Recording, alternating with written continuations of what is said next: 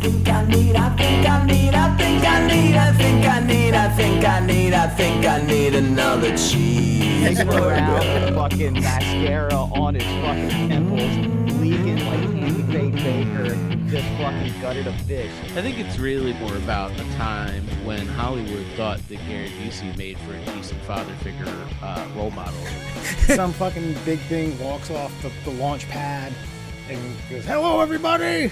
I'm Bobcat Goldthwait," or something. I don't know. And That would be incredible. It's time for the middle class holes. Very good. yeah, Mr. Sulu, you got the con. I honestly never. It's one of those ones where like, is he saying con or com? Because I mean, com to me communications. I could see but then you say control. I'm like, oh, that adds a whole new element to it. Control really broadens the horizon there. Yeah, because he's calling the shots for a brief second. Yeah, and he hands it off to Sulu, the Asian, who can fly really, really well. I know. Do you think that was a conscious decision on Gene Roddenberry's part? Like, well, who's going to fly the ship? Let's get the Asian guy do it. Are you sure about that? Yeah, we're breaking stereotypes.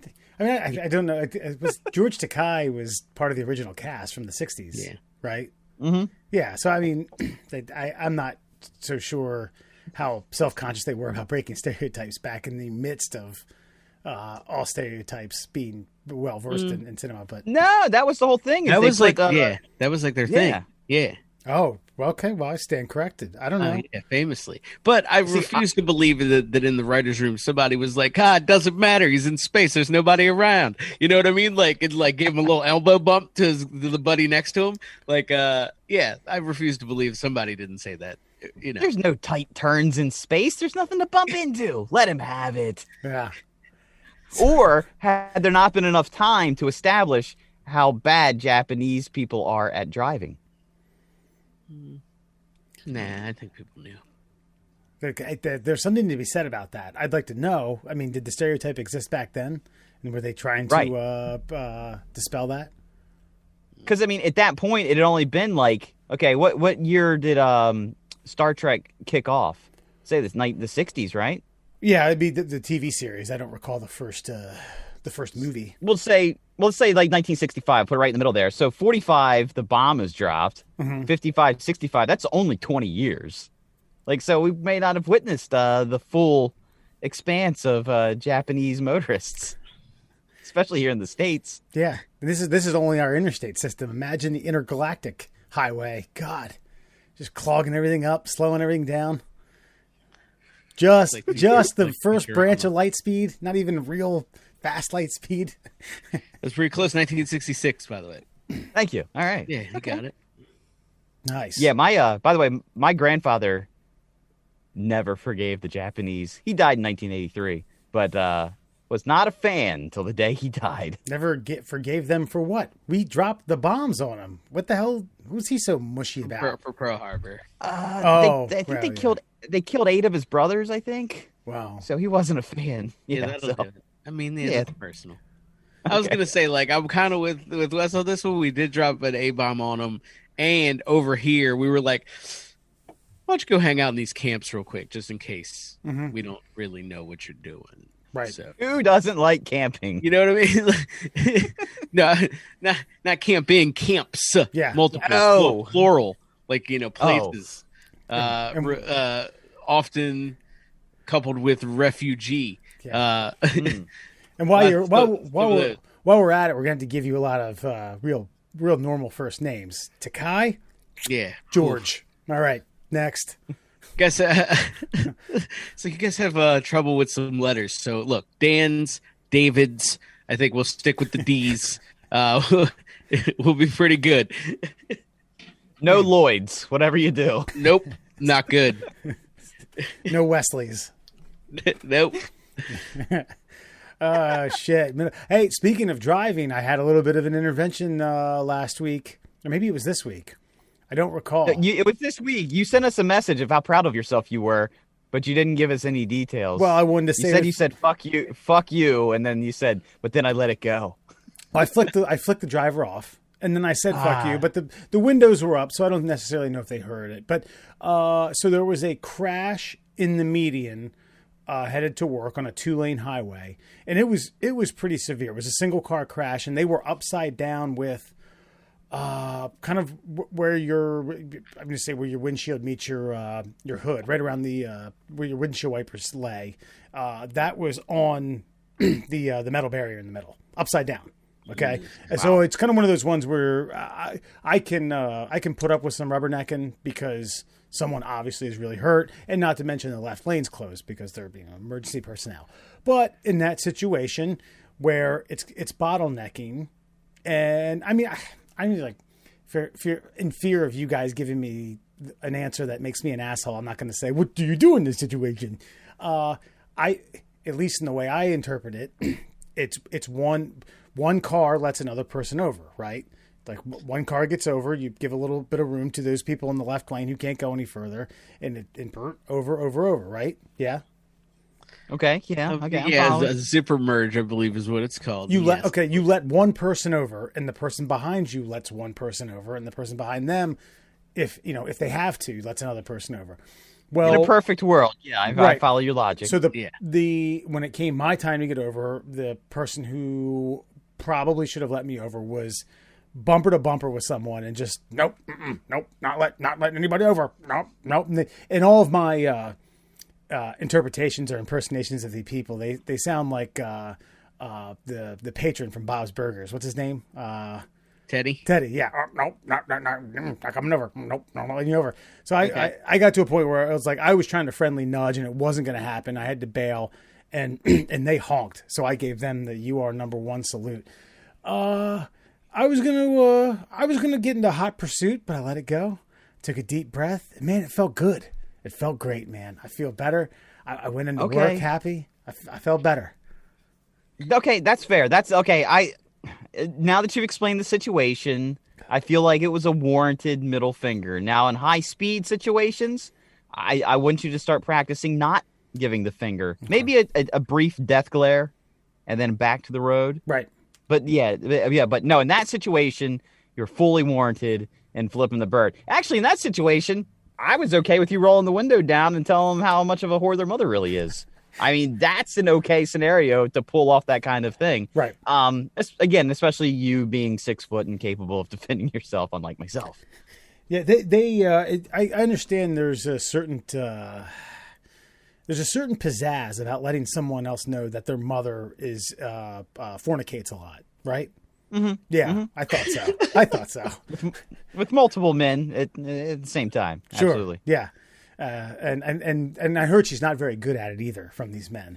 It's from what I've been told. I do have a quick follow-up question about the accident itself. Mm-hmm. The drivers of were they Asian? I did not get a visual of the drivers. Was it a Toyota? I don't know. It was certainly a sedan vehicle of some sort, but leave it at that. Could have been a Mazda, could have been a Nissan, Toyota, could have been a Honda. Nissan. If it was a Nissan, they would have been from India. Okay. Honda is usually white people. I think what Alan was alluding to was Toyota Asian. And then beyond that, then it's just white trash. It's usually a Hyundai. Yeah, or a Scion. Scion. One they don't make anymore, too. Right. Exactly. Well, they don't make any of them anymore, do they? But definitely like one of the first ones. The box. It was copyright for the Damian Marley song, "The Road to Scion." That's they had to stop production. But terrible. That's not terrible. Hell no. That's a great joke. It's a great joke. Middle class holes. Body, Foxman, Alan Murr. Another thing I wanted to mention to you guys was I was in the grocery store the other day, right? And had to get some toilet paper, right? And I got to do you guys ever fall for, and it doesn't necessarily have to be like toilet paper, it could be anything. I usually, it's snacks, but they're at the end of the aisle, and they got some sort of flyer or some sort of deal going on. Do you guys ever fall for those that you're like, wait a minute, I'm gonna see what's in the aisle first before I circle back to this grab here. It depends on what it is. I am a sucker for newfangled utensil, like a new gadget for the kitchen. Okay. If they put that at the end, I am a sucker for that. If it's a barbecue sauce or a wing flavoring, yeah, I might take that home with me. But if it's just a general item that, if it's just like Chips Ahoy now with peppermint, no, fuck off. That doesn't affect me. But yeah, a gadget or a sauce will get me almost every time. It's it. What was the set it and forget it guy? No wonder you fucking had such a hard on for Ron Popeil. Yeah, look, I'm a gadget guy. I'm a everyday action, or in reality in the kitchen, a once a year recipe. I need it to be easier for a minute. I need to use that. I need to spend $20 and use it once and get pissed off because I'm not using it right. Does Maria ever have an intervention or purging? Look, we can't shut the fucking drawers. The drawers can no longer be shut because there's 15 shavers and peelers and mincers. No, she's actually worse than me, and not with the newfangled item. She's a sucker for a deal. If they have measuring cups, we have 5 sets of measuring cups upstairs, but I don't hate it because I always got a clean measuring cup. But no, she will buy a deal on regular everyday household item things, but she will buy the deal. So I might make that purchase once a year, where she makes that purchase, I don't know, twice a month. Oh, really? Twice a month? 24 yeah, times a year? On something random. The meat thermometer was only there's only $2. We were trying to get rid of them. We saw them, and so $2. So, I mean, we can measure the meat. Okay, I've never stuck a meat thermometer in a piece of meat. And I'm glad we have one. Sometimes you got to measure the meat, man. Yeah, a meat measurement. Never happened in my life. Never done that. Nope. You don't have a logbook for the meat measurements? Okay.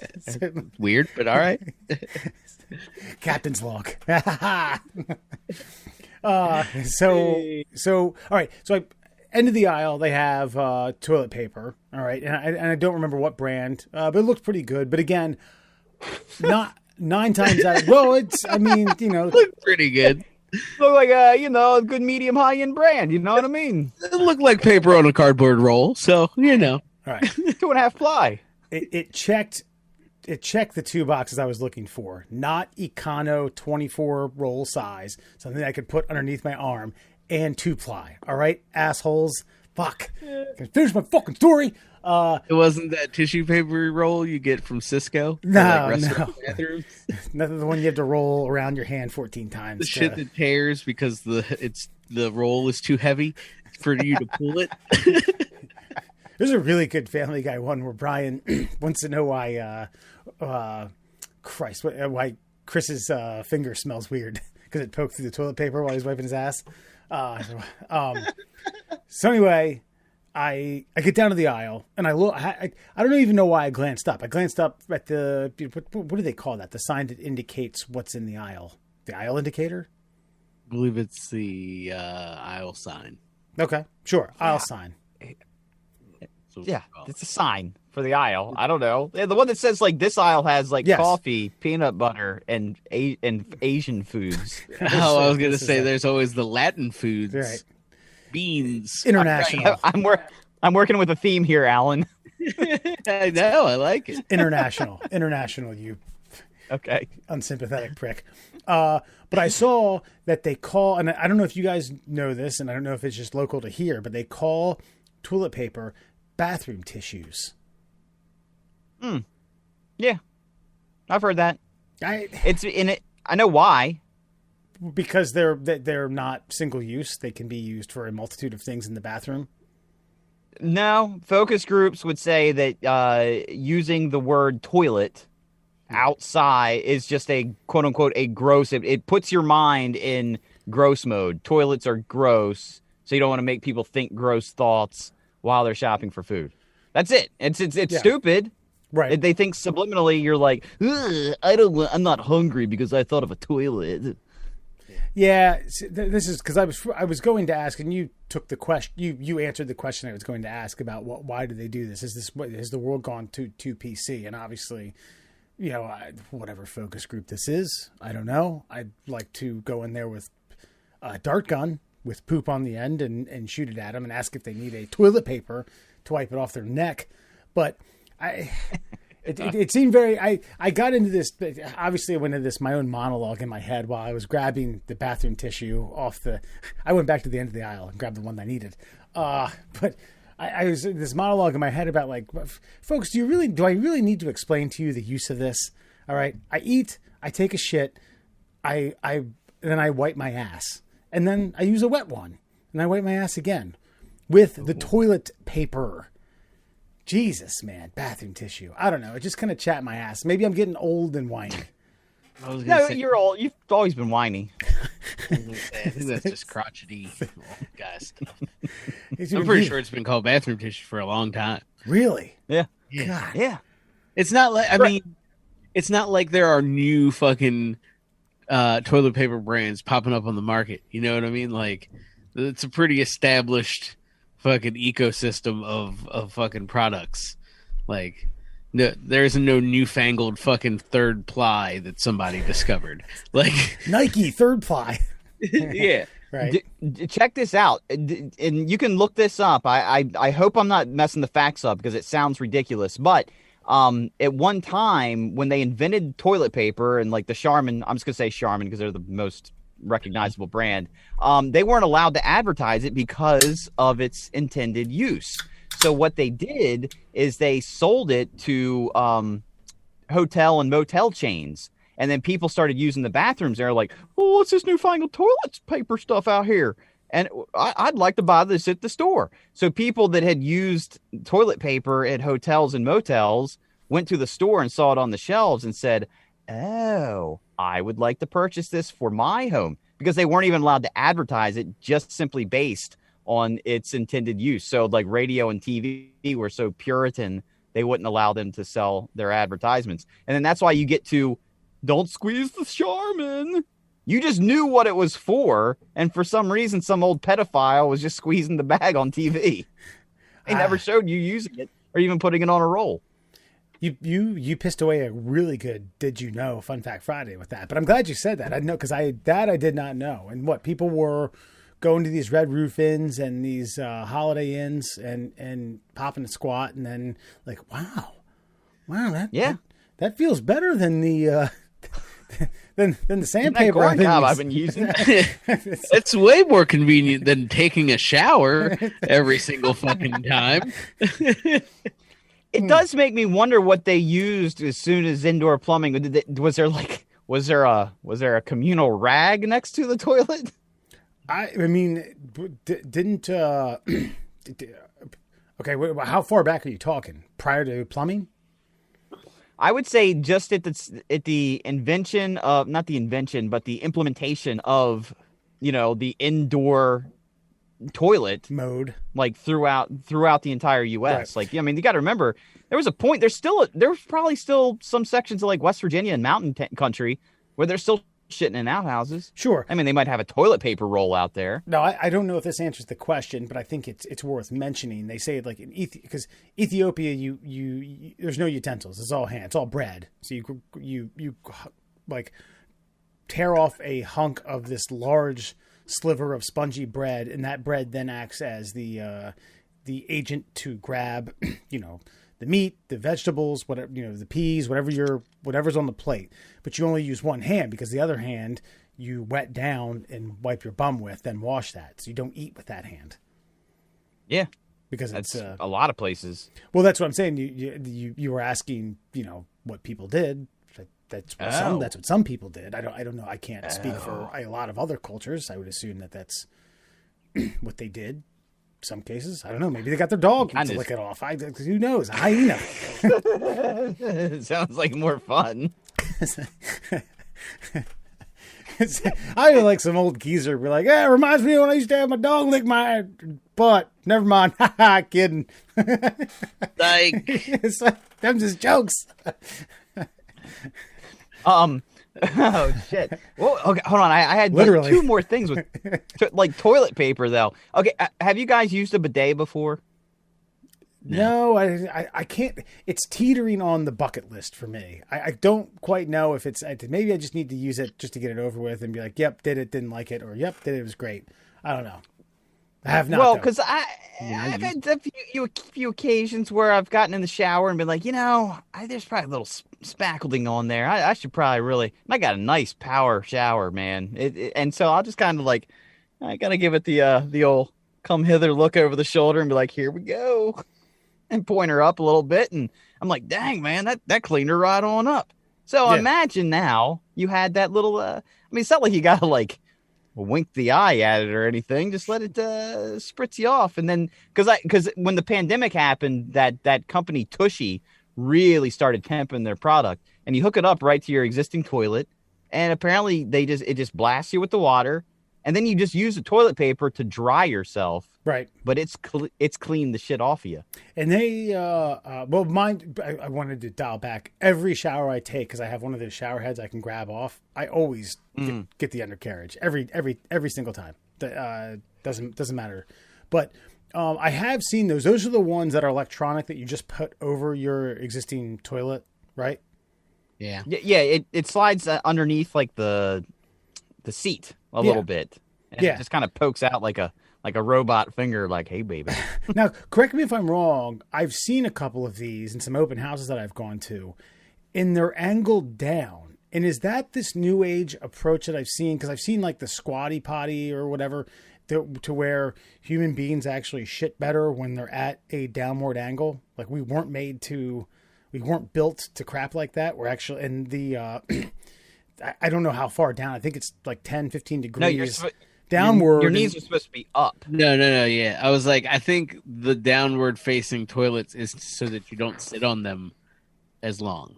They're less comfortable. Okay. When they tilt downward. Gotcha. It doesn't promote better bowel movements. No, you want to jam your knees up into your throat as much as you can, and that's the ideal shitting position. Right. It just like squeezes it on out of you.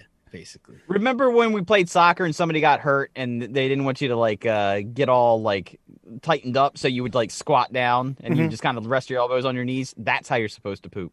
Yeah. So Americans presumably just built these things for comfort. Like, hey, I can read, I can get away for 45 minutes. Yeah. Well, fair enough. Yeah. I know I'm done when my both of my quads have pins and needles in them and I can't stand. And I can't stand up. Yeah. I think I remember asking my parents why my quads felt that way when I was really young, and my dad was like, "Oh, yeah, taking your time in there, huh?" I don't know. I guess. I suppose. I don't know. Got my wrestling magazine, checking things out, seeing who's the brushing up on current events. Seeing who the Nasty Boys are going to wrestle next Saturday night main event. Big pay-per-view coming up. You guys going to get that? No. Fuck. All right. By the way, the only argument me and my wife have ever really had in 14 years of marriage is the toilet paper over the top or under the bottom argument. And I'm a real stickler about the directions of the toilet paper, and she doesn't seem to care, which actually angers me more that she doesn't have a fixed position. She just claims she just puts it on the roll and moves on with life. And I explained to her that it's supposed to go over the top. So I would like to get your take on this immediately so that I can be correct here. Wes, over the top, under the back. Okay. I will take your word for it that you're correct, but I have never once put it on in a particular direction thinking right or wrong. To me, it's always just my duty to replace it. Literally duty to replace it. If it comes down to an end and I don't, if I'm doing it wrong, I apologize. And henceforth I will do it forward facing. Why? I don't know. I couldn't tell you why that's supposed to be the case, but I don't ever have a rhyme or reason. Just goes on there. He's shaking your head at me, man. Sadist. Jesus. Sadist. Yeah, because you're a sadist. Yeah. Alan? I'm probably even worse than him. I don't have a preferred anything. A lot of times, like there are times in this household that we go like frat house chic and we just sit the bitch on the back of the toilet. Oh my god! So like, sometimes it doesn't even make it onto the fucking roll. We ain't got time for that shit. Sometimes, you know what I mean? So Yeah, you have time. You I mean, we choose not to. do, but we don't. But like, I would say that. I mean, if I have to chime in for hand motion's sake, I think that over the top is probably superior. You know, for getting a decent roll for wiping.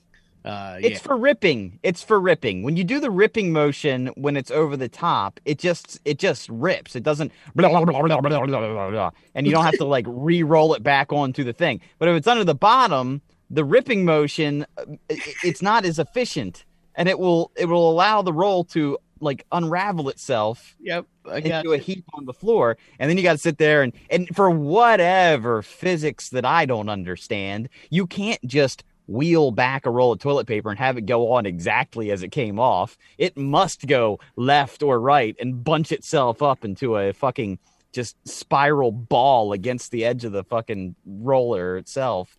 So anyway, You're passionate. I owe my wife I owe my wife an apology because you two, at least she, at least she just puts it back. I say I put it back. What do you mean? Fuck you. I know. You're as bad as she is, so I can't. Can't even look. I can't even look at you right now. There was a guy. I was only in school with him for 1 year. He's not a listener. I won't name names. Just not that it's like a bad thing, but I don't know. I'm not gonna. It will remain anonymous for a variety of reasons. But this guy was one of the guys that told me later on. Man, I was probably 8th or 9th grade, where and again, this comes down to the whole like shitting in school, like taking a dump in school, which Murray, you said you never did once ever. One time, and it was in the locker room, and it was because of sports. Okay, so if you recall those, the metal bars that housed the toilet paper, always spread it out to where it wouldn't roll. So you had to grab some, bunch it over, feed it down. Grab the slack, push it down. Grab the slack, push it down. Grab the slack, push it down. He didn't show me, but he told me, he's like, no. There's a lock that's supposed to like pull it off, and you can take it out and unroll it. And it fucking worked. And I thought, for all this guy's pitfalls, he probably should have been nominated for a Nobel Prize. Probably should have been. I'm not saying won, but at least should have been nominated and recognized amongst a group of intellectuals and peacemakers and dignitaries of the world in circa 1997. It was amazing. In the meantime, that's how Ron Popeil designed it. He's like, you fuckers couldn't figure this out? Exactly. I made it that way. Yeah, exactly. I don't know if I ever actually spread the love too. I think I monopolized that. I don't think I told any friends or acquaintances of that trick. I want all the toilet paper for myself. I just remember we were first apartment, very poor, and we're terrible shoppers. Somebody went to a local fast food restaurant and took the giant fucking wheel. I don't know how they got it off. I don't know how they got it out of the store. But we had toilet paper for like 6 months. Of course, it was like half ply. Like you could see through it. Oh, you didn't have to hold it up to the light to see through it. We had tissue paper. Alan knows what I'm going to say. We used to have pledges steal it from the dorm rooms. I was gonna say, Yeah, that's the only toilet paper in that fucking house, and there'd just be giant cheese wheels of it from fucking every dorm on campus. Yeah. And it's just like you almost wondered, but when is the toilet going to clog? Because I know at a party with 200 people in my fucking house. And the broad's really jamming it up there. Ugh. Then the pledges cleaned it up. Want to bring your gentlemen's attention to a news story out of Maricopa, Arizona. A couple woke up to their tires slashed and a severed finger in the driveway on Thursday morning. So it looks like a prank gone wrong. Literally have been laughing all day because if I don't, I might cry, said Francesco Wyckoff. God, think of that. Is it a Mexicano woman who married a Russian man? Wikoff. The truck's belonging to the Wyckoff family. Wyckoff, a former volunteer firefighter and EMT, has a stomach for this sort of thing. Quote, it's pretty comical. You would think you're going to have to go to the hospital, especially if you just severed a finger off. Then you just take the finger. I think so. Anyway, can't read. Or you would just take the finger with you, is what she said. Sorry. I was paraphrasing. So what she says is she believes that she tried to cut the back tire and then somehow fucking severed the finger, heard the screams. I don't know. This is pretty gross. I understand practical jokes. Severing tires isn't a practical joke. That's a crime. But what do you think? The guy just got nervous and took off and said, fuck the finger? Yeah. I mean, you poke a hole in one tire. That's I'm getting back at you, quote unquote, prank, the most evil prank, because that's a $50 fix right there, no matter what. I mean, you go all the way around the car, that's $200. And then I think they obviously fucked up on the last tire. I want to know what they were using. Whatever utility blade that was. Right. I mean, I almost feel like this should be their advertisement. It's sharp enough to cut 4 tires and a finger. It's got to be in Milwaukee. Yeah. Maricopa, Arizona. Yeah, that's fucking no. I mean, like the brand, but never mind. Yeah, fucking. This is crazy. Like that was my question. Was what the fuck kind of machete sword fucking combo did this person use? Do you think the authorities were able to get Prince? I mean, I would hope so.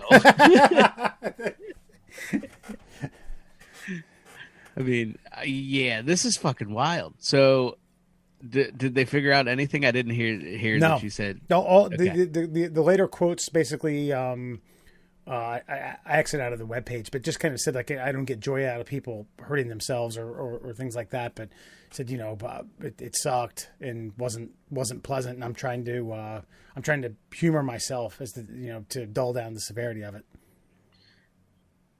I don't know. It was like she's like, I know you fucking did it, Ramon. I feel like I'd get a lot of satisfaction out of finding the finger. I feel like that might end up on like my mantle at some point. Maybe like dip it in amber and like have it made into some sort of jewel to put on my. Just because they slashed 4 of my tires. Now I gotta wait for some dopey motherfucker to come out in a flatbed, drag me off to a body shop, wait for some schmo to take 4 rims off my tire, or wheels, and then put a new tire on each one of them, put it back on. We're now looking at about $500 all the way around, and at least I got a finger to giggle about for the rest of my days. You know what I might? Well, I don't know. How long would that thing last? I mean, it's flesh, so it's going to rot and stink. Correct? Yeah, I mean, unless you put it on ice or something. Well, I have no intention of returning it to the original owner. I was thinking about pulling the old finger in the box trick, but not put my finger in it. Actually, have the person's finger. And when someone's like, "Oh, I've seen this joke before," that's your finger. Ah! I would think my other question was like, so she definitely knows whose finger it was, right? Like she saw that finger, she was like, "Oh, I know that finger." That's well.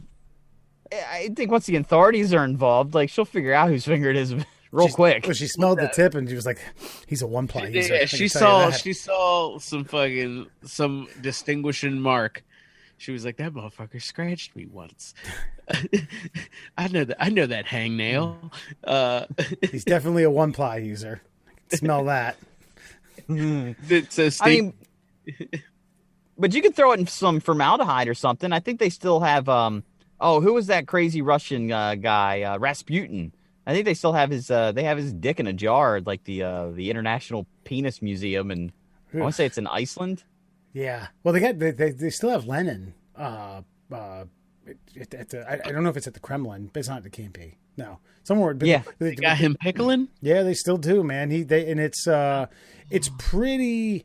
It's equal parts sadistic / equal parts miraculous that they've had him now. I think it's going on 100 years. I'm not sure exactly when he died, but and he's. I'm not saying he looks good. He looks as good as a person who's been dead for 100 years can look. If that makes sense. Well, I would say he looks better than that because if you just left him outside for a while, it's gonna look a little different than that. But yeah, they give him like a some sort of like weird like acid dip like once a year, and then a bunch of like crazy Russian virgins come out with like Q-tips and spruce up the creasy bits, and then they put him back on display. It is gross though. That guy, I can't remember what disease he had, but his brain was so fucking like rotted. Apparently, like because they had to open his head up to see what was going on after he died, and his brain was so calcified that you could tap it with a pen and it would actually like ting ting ting ting ting. Jesus Christ! It would make like a porcelain pinging sound. He's legit hard-headed. I wonder if that was like syphilis. I know that that's more decay rather than calcify. Yeah, I can't remember what it was, but it was. Dude, this was like what the 1920s. I mean, they had no fucking idea like medical anomalies, so they just. I think because he was like an invalid for a while and finally just fucking kicked it. At what point? I mean, Murr, I don't know if you're looking it up, or Alan. I'm gonna see if I can screen share this. But at what point do you think you give that up? You just say, all right, look, we've been doing this for 100 years now.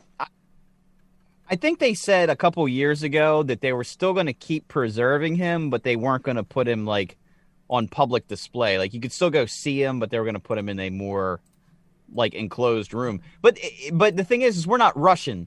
And from the understanding that I have is they left him around to kind of like remind people of, you know, what a ruler could be if you really wanted it to be. Gotcha. That's pretty. I mean, and that one right in the middle there, that's in the black and white in the middle, down one. There you go. Like, yeah, that was like from like the 1950s or 60s before they had kind of perfected the acid bath. Right. But yeah, that main one you got going on the right is today. Here, yes, yeah. Apparently, this fucking place is like the who's who of pickling fucking dictators. Like, no bullshit. Like, apparently they fucking, besides Lenin, the lab in Moscow has also embalmed Vietnamese President Ho Chi Minh, Bulgarian leader Georgy Dimitrov, and North Korean leaders Kim Il-sung and Kim Jong-il. Kim Jong-il got on the murderer's row of body pickling? Oh, and Stalin. It's okay. Well, I did not know Stalin has also been pickled. You got me saying Yo, that's what they're doing. That's what they did. But it doesn't shock me. I figured one Russian dictator after another. Also, I will say that I think like the experiment's super done because the guy who did the autopsy didn't know that they were going to embalm him. I guess this decision hadn't been made, so he like snipped all the arteries.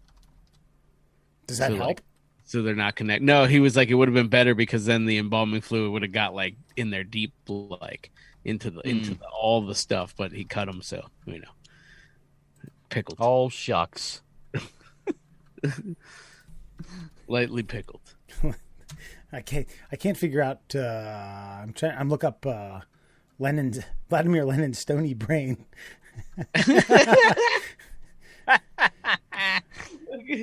Yeah. Best can be described as a circulatory disturbance of the brain.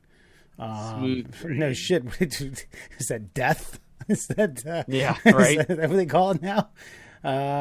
Christ. Well, it also wouldn't shock me that 100 years ago that's something that people suffered from. Maybe that's where the hard head thing came from. Hey, your brain's calcified.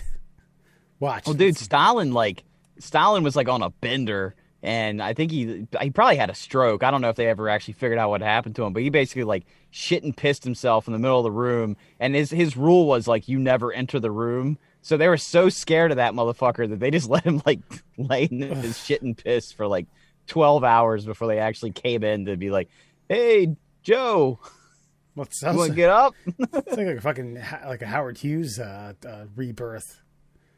Well, he did it before. Yeah, because he was always so hungover that he was just like, "Don't fucking come in here after I've been drinking all night. Leave me alone."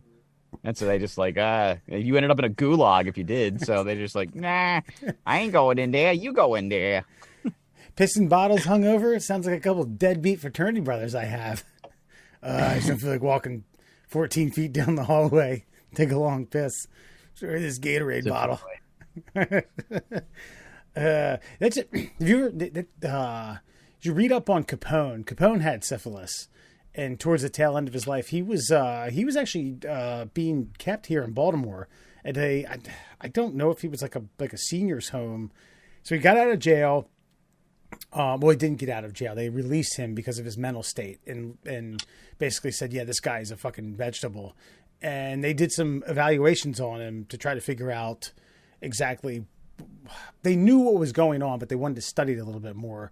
And I think at that point, Capone was so high profile that it made a little more sense. But they said at that point he had the brain capacity of someone who was like 9 or 10. You know, it was like playing checkers and couldn't figure out why he lost. Like, I'm Al Capone. I don't get it. That's a quote, by the way. I really hope so. Bada bing! Ah, fuck me! Oh God! Just says old wise guy stuff. Fucking wanders off. Can I get an ice cream? Real quick before the break, our first break. This is a perfect for hiding that lockdown body. Realistic muscular bodysuit costing up to, and I still don't know what the L with the squiggly line through it is in European dollars. It's a pound. That's a pound. 440 pounds? That's not cheap, is it?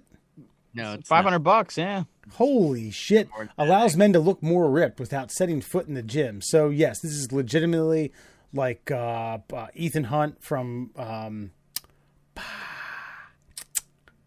come on now, work with me. Why'd you go with Ethan Hunt? You could have gone with just like natural Jason Statham or like... Well, no, because I'm thinking of the peel away face from from Mission Impossible. Mission Impossible. Yes, you can put this bodysuit on that makes you look more jacked.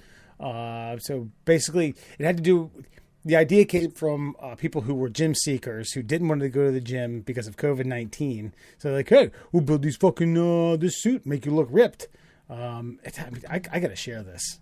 This is yeah, wild. they're pretty detailed, man. Yeah, I mean that's why they cost $500. That is wild. That is wild. sick. Yeah, fuck, dude looks ripped, man. I'm definitely not paying for one. But... Well, and the funny thing about it is you're really not even supposed to like wear it like, you know, to wear. You didn't even show the full body one. Oh yeah, hold on. Like you're not even supposed to wear it to where people can see it. You're just supposed to wear it. It's supposed to be contoured so much so that you just wear like a t-shirt and then just look jacked. That way nobody can find you out. And especially if you're wearing a mask and if, you know, like that fine Asian gentleman there, if you have long hair, nobody's going to see the seams. I want a white guy one. Is it? I think it'll be good. I think it'll go over well. Yeah, man. I mean, it's me and Merc could get African American, and you get white. Yeah, and and like summer's coming, so I'll only wear tank tops and fucking shorts, sandals, and with socks. No, absolutely not. My brown feet have to show out. Like straight fucking no socks, straight sandals.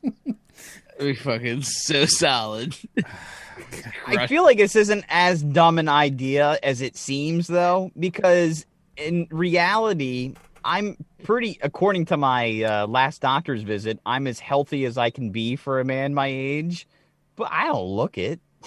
right. Like, the only reason I would go to a gym for any extended amount of time would be just to look good in a t-shirt. Yeah. So if I don't feel like working out, I could rationalize it to myself that by the end of the year, I would have spent $500 on gym membership fees, or I could look good the 5 times this year that I want to look good in a fucking t-shirt. Kevin Spacey says that while he's running with the guys in American Beauty. Like, I want to look good with my shirt off.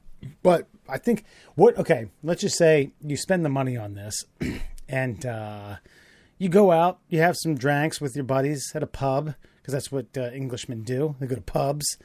They get they get jolly, and then you take a young lady home, and it comes time to do the deed. What do you manufacture and modify a little hole for your wee to go through and hope she doesn't notice? Or you're like, hey, yeah, listen, sweetheart, this is a joke. Zip her out from the back, hop out. All right, we're still gonna have sex, right? Get the fuck out. I mean, in my particular situation, I mean, it's actually, now you're making it sound even worse, because that wouldn't be why I'm going out to the bar. I'd really just be trying to look good in front of other dudes. Yeah, you guys should be jealous of my body. Gotcha. It's not pathetic. I think, hypothetically speaking, the penis porthole is absolutely necessary. Yeah. And then before you even brought that up, I was going to say, can I just go with like just a top, like just a white guy top?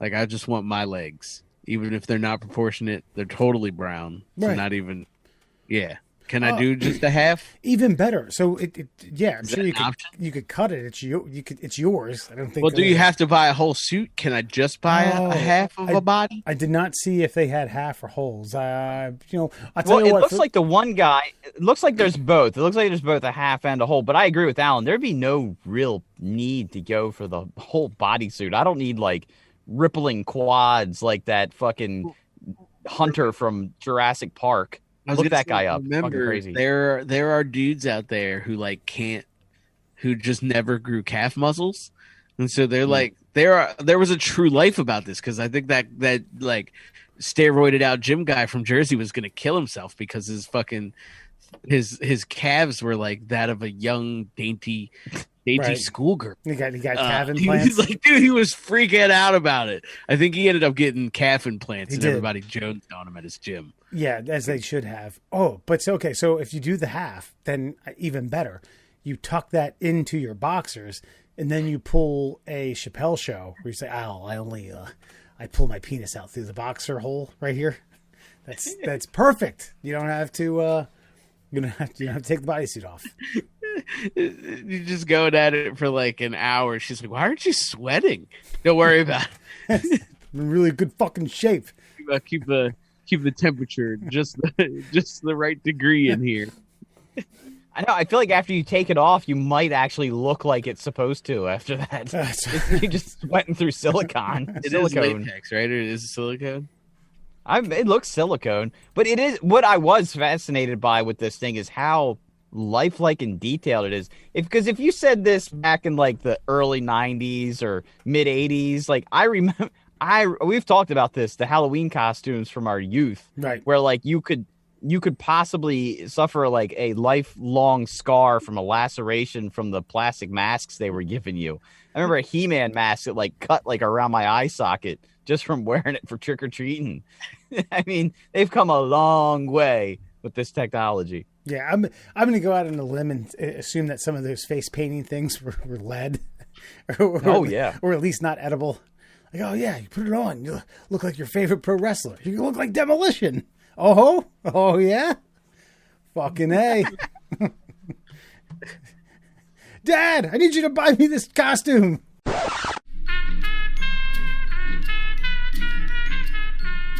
Like a warm, creamy chutney. Get ready for another spoonful of the middle class holes. Welcome back to the Middle Class Holes. Foxman Alan Murr. Hey, before we get started, Alan, if we have any listeners from outside the state of Maryland or anyone who isn't in our immediate friend group that got blasted on Facebook Messenger about voting, can you give the fans any details as to the voting for New Maryland podcasts and how they can help us out and a friend of ours out.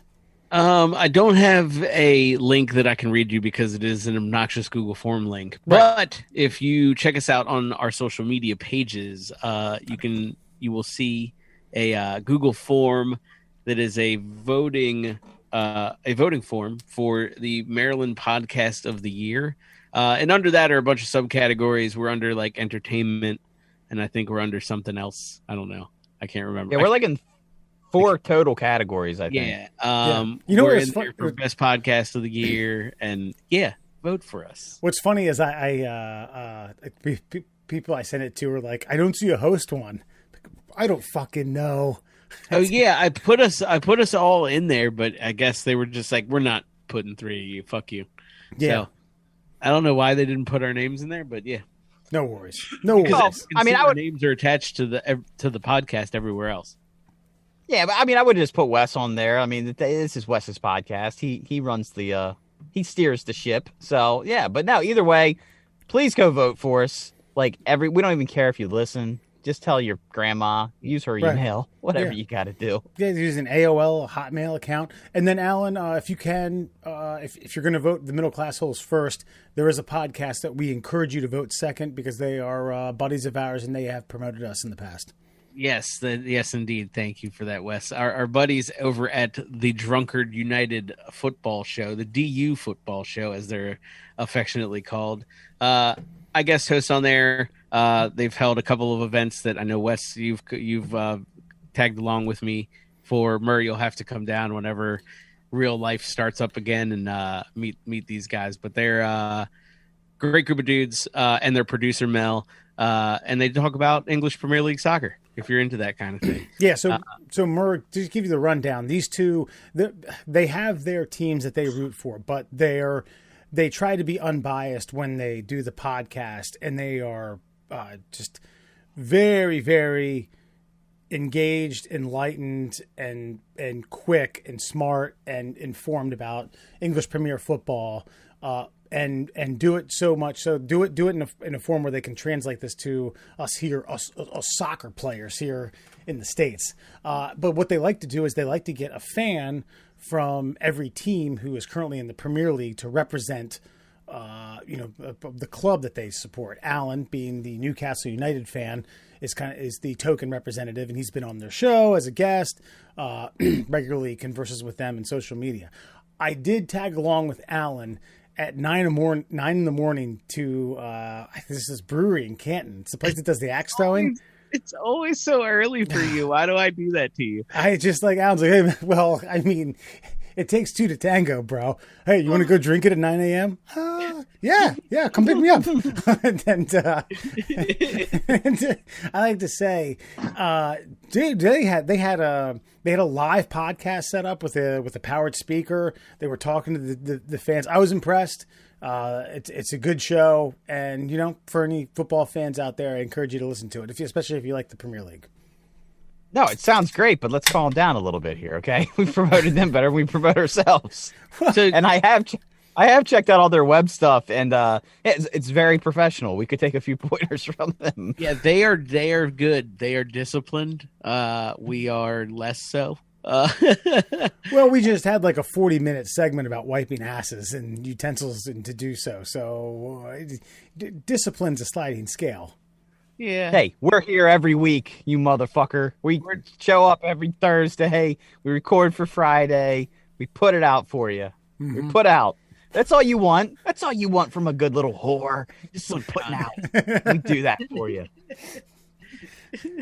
Got all this content for you. Just take it. And for your third place vote, might I suggest the Jewish parents? I don't know why. Yeah. They just seem like they need the attention. So please give it to them. I picked like a random person for third place on everyone. I was like, this name seems nice. Did you also see the middle aging, or was it the middle age? Because it was right next to ours, and I was like, oh wow, there's people who are talking about being middle aged. Interesting. Yeah, they just found a way around all the all the Google hangups where they don't get blocked from everything because they don't have asshole in their fucking name. I think it's a very different vibe over there. Yeah, I don't sure know. it I is. don't know anything about it, but I like to think it's like people being like, so, are you frequently thinking about your impending death? Join us on middle aging. Do you want to kick your teenage I might have to check it out. Do you want to Did you take the minivan to the dealership the other day and ask about a Mazda Miata? Join us at middle aging. We'll discuss refinancing our home and fantasizing about kicking our teenage son right in the nose. Home equity loan or a line of credit? Which one should it be? We'll take all suggestions. I don't foresee us doing a collab with them anytime soon. So, by the way, did you see we got flagged by Facebook for another post? No. Yeah. Hold on. So, Christ, it had to do with more COVID stuff, right? It wasn't the YouTube censorship, was it?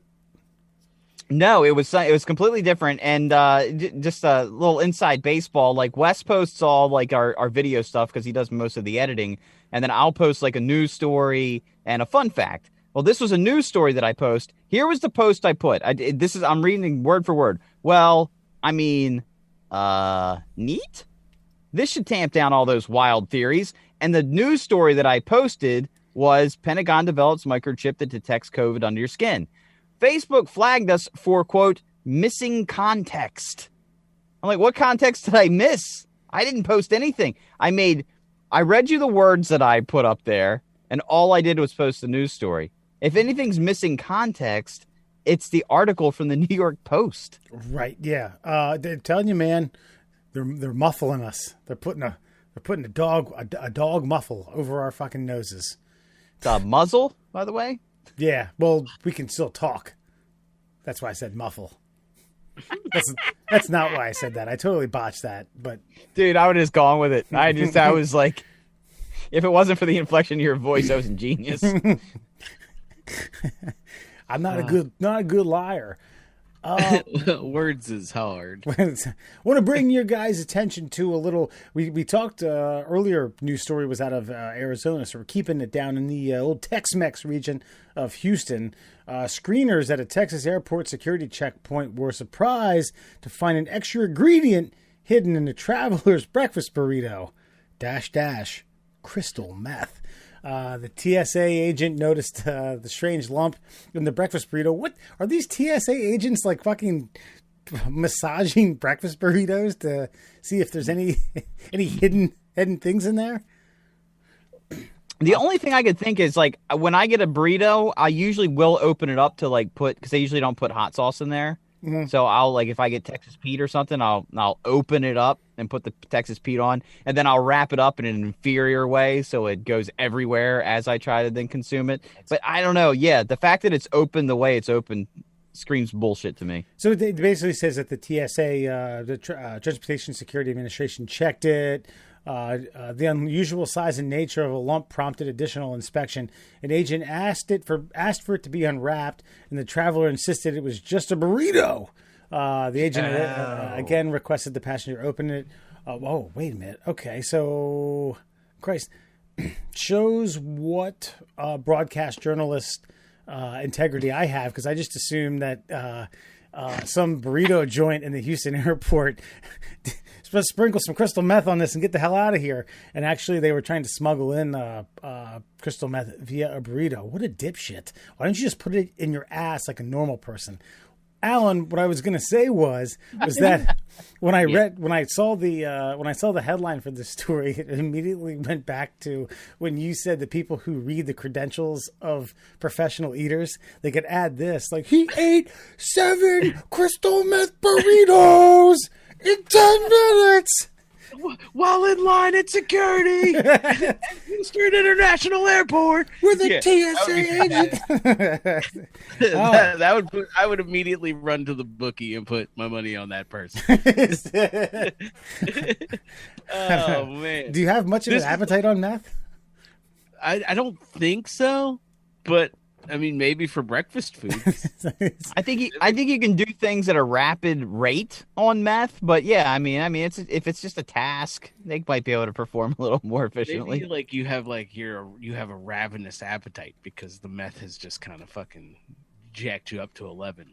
Yeah. You know what I mean? And how burning all fuels. How much meth do you put in a fucking breakfast burrito that has like it looks like in the pictures here it looks like it's wrapped in aluminum foil. So you have your what do you call that? Your wax paper and then your aluminum foil. How much crystal meth do you put in the burrito for a TSA agent at a security checkpoint to be like, "Hey man, burrito looks a little bulginous."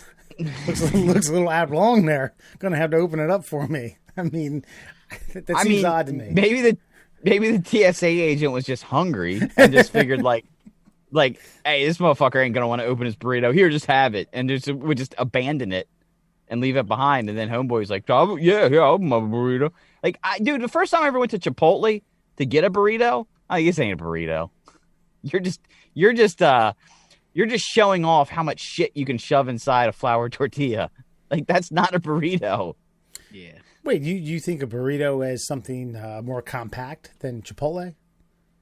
Chipotle gives you like an ostrich egg with just filled with Mexico inside of it. Like, it's not like if you went anywhere and said, "Can I get a burrito?" You're not going to get what Chipotle gives you in a burrito. I mean, I give them credit. I'm not hating on them for it. But I remember the first time going, like, no wonder everyone comes here. Like, you get, like, 4 meals in one shell. That's amazing. I was curious why next to carnitas and steak it said 1,200 calories. Couldn't quite, didn't want to believe it. Yeah.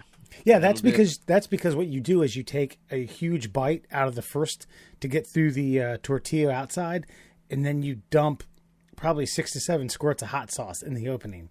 Then you take another bite and do that again. You take another bite. That's how I do it. Yeah. I mean, you need to dispose about half of a thing of Tabasco on a Chipotle burrito, in my opinion. It's all about I use the Valentina. That's good too. You know, yeah. I'm talking about, because I think Chipotle normally only carries Tabasco, at least the ones that I've been to. If I get back home where I have, an entire cabinet and plethora of hot sauces, and I'm talking about burn your asshole out. Like later on, girlfriend's like, "Damn, bro, shit ain't right." Do you have like a Scoville section of hot sauces? I typically carry, on average, anywhere from like 8 to 15 hot sauces. Like I usually have in stock. Yeah. 8. Okay. And I want to do a hot sauce wing night, like a wing roulette with you guys. That'd be a fun show. Yeah. Hot ones. Yeah, like a hot ones. Are you gonna mail us some? No, but like when we can finally, like what Alan said, like when life gets back, then we can actually maybe do a couple of these like live and in person where we can touch and feel each other. Like I'd like to do like a straight up like wing eating thing, just hot sauces. I'd like to eat wings and touch y'all. I did I think a 2. Now, correct me if I'm wrong. Like, is 2 million like Scovilles? Is that like I know it's obnoxious, but is it like? Who knows anymore? A Scoville is the equivalent to jalapeno in temperature. So 2 million is 2 million times the heatness or hot level of a jalapeno, as I've interpreted the Scoville scale. And now it's ridiculous because you get these hillbillies who have bachelor degrees in biology who are now fucking cross hibernating. Anything now that's because every year they come out with it's the new hot, like the Grim Reaper or the Carolina Reaper. That's like 5 years ago. But anyway, 2 million. All I know is this guy made his own hot sauces, and his specialty was that he like quote unquote pickled quail eggs, hard-boiled quail eggs inside of his like hottest hot sauce. And I brought him on the radio with me, and we were talking about all of his stuff. And it was almost like Hot Ones before Hot Ones. And I remember it was so hot, and I wasn't. It created some sort of reaction in my body where I just kept hiccuping and wanting to vomit. And the only reason I was able to squeeze the vomit back down is because it was like an inferno trying to release itself out of my body. So I was hiccuping, and as I hiccuped, I wanted to throw up. And apparently I made 4 people on their commute to work pull over to the side of the road to vomit, listening to the noises my body was making. That's awesome. That's good for you. Good for you. That's one. That's terrible. And I've been in a hiccup state before. I've had a couple. I've been to some places where they have it's like along with the super duper hot sauce that they sell in like 1 to 2 ounce jars. They'll have around the neck like a micro ice cream scoop. Something that's like teeny tiny where you can sample it. And literally that's all you're supposed to put in an entire thing of chili.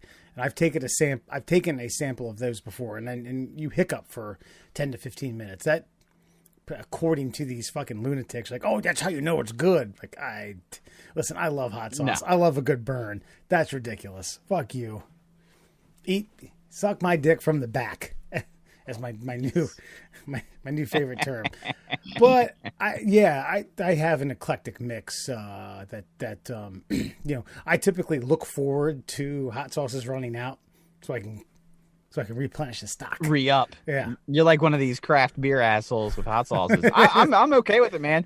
As long as they taste good, I don't mind the burn. If the taste is good, I want the burn. I want to be like, oh yeah, oh. Oh, it's just that it's an experience. Well, if that's the case, okay, keep your eyes on the lookout. I saw it when I was out visiting Dewey in Eugene, and it's in a plastic bottle. It looks like someone didn't have like a proper glass thing to do hot sauce in, so they grabbed a ketchup bottle and it just stuck. It's part of the thing. It's called adobo. All right. No, sorry. Check that. Not adobo. It's called aardvark. It's not a pepper. It's an animal.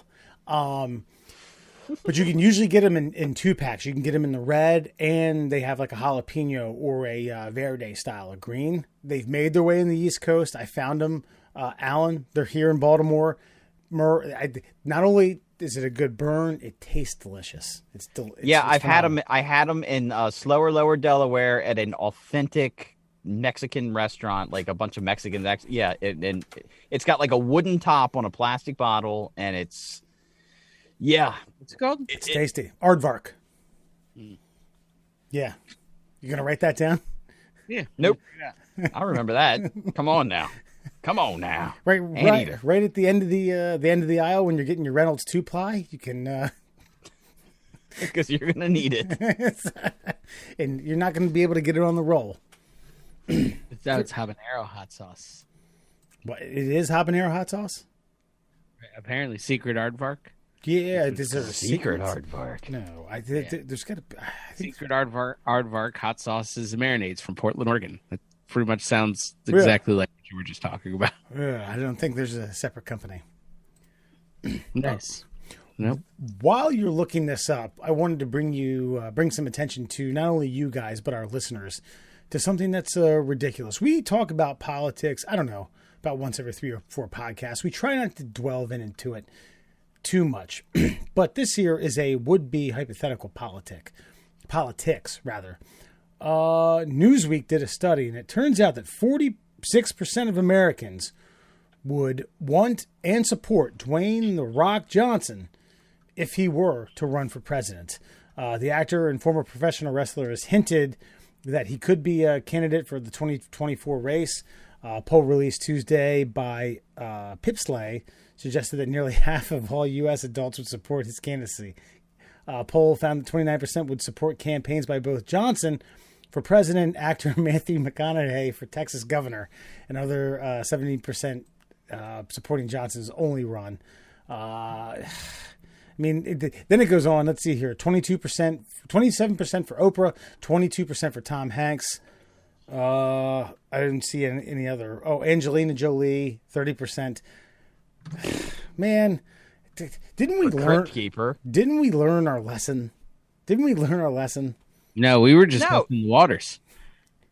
Hold on. Let me just say this. Schwarzenegger was good for California.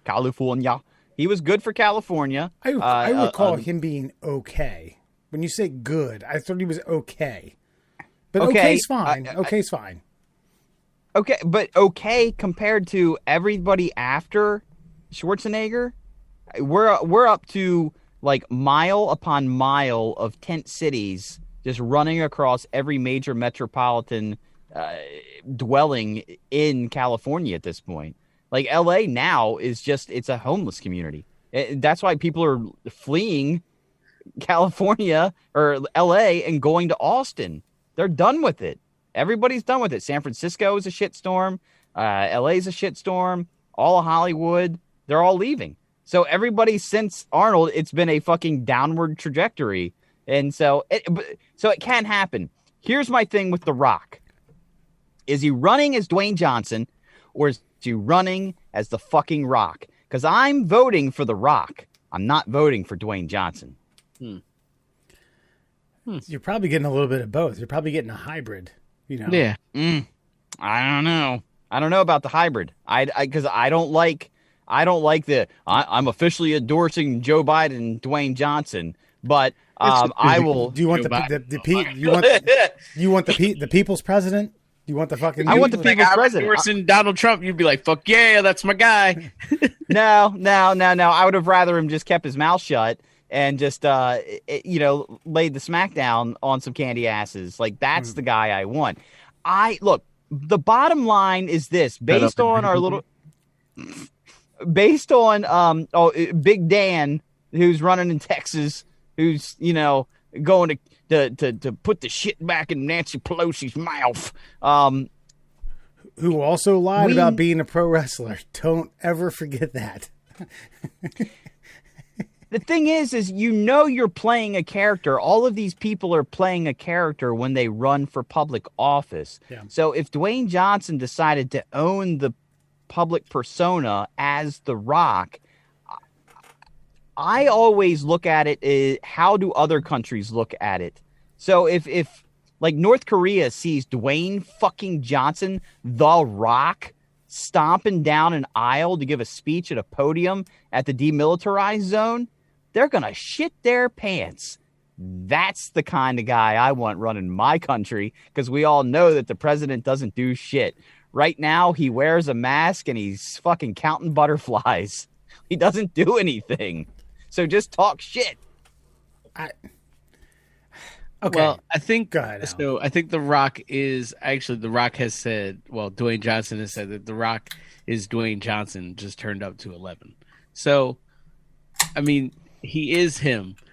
The Rock is Dwayne Johnson. Dwayne Johnson is The Rock. I'm here for both of them. I don't need them to be named one thing or the other like Murr. I mean, fuck it. I think we've already ruined the grand experiment. We did it. Let's just fucking go full bore. Let's go fucking full idiocracy. Let's just get The Rock in there. Fucking, he can fucking Terry Crews it up and fucking pop his pecs and fucking, we can have monster truck fucking executions in arenas and shit like that. It'll be perfect. I'm fucking here for it, is all I'm saying. But okay, so I was about to ask, what is this what it's become because of Donald Trump? But let's not forget Ronald Reagan was an actor, then was the governor of California, then was the president. Let's also not forget Bill Bradley was a New York Knick for a long time. What do you mean? Well, I mean, just because he played basketball doesn't mean he doesn't have other interests and intellectual undertakings. I mean, he also went to fucking Yale, so maybe that's a bad maybe that's a bad comparison. I'm just saying this isn't the first time. It just is this going to become the norm now? I've heard Oprah. I've heard fucking Jolie, The Rock, fucking Rob Schneider, Chris Kattan. You can do it. It's the list goes on and on. I mean, is this going to become the new normal? Are people going to want a celebrity on stage with a bunch of candidates during the primary debates, just to identify? Like, I don't know who that is. I don't know who fucking Jeb Bush is. I know The Rock. Hell yeah! And The Rock's going to be like, okay, what is your plan for transportation commerce. Well, it doesn't matter what your plans are. And everyone's going to go bonkers.